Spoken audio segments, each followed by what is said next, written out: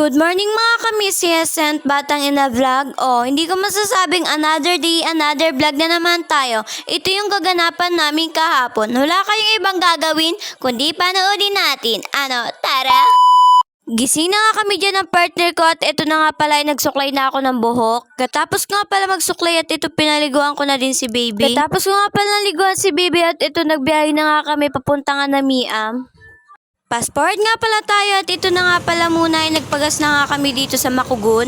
May nakita nga pala ako na bawal nga pala dito mag-cellphone at agad ko nga pala itong in-stop. Pagkatapos nga pala namin magpagas ay umalis na din kami at si baby nga talaga ay nakayapos na naman talaga sa papa niya. Fast forward nga pala tayo at andito na nga kami sa Namiam. Diba? Ang bilis lang talaga namin magbiyahe. Ala rider yan. Dito na nga kami at tinatid nga lang pala kami ng partner ko at siya ay maglalaba. Kayo mag-alala at ngayon lang talaga siya maglalaba. Fast forward nga pala tayo at andito na nga kami sa Anamiam.